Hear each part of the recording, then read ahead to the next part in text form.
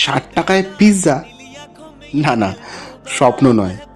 New টাউনের food cart. আজ আমি চলে এসেছিলাম নিউ টাউনের একটা ফুডকার্টে, কারণ আমি এখানে এসে পুরো শকড।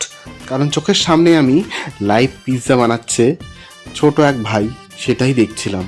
প্রথমে ডো, তারপর সস, তারপর চিজ ঢালছে, এমনভাবে মনে হচ্ছে চিজের বন্যা বইয়ে দিয়েছে।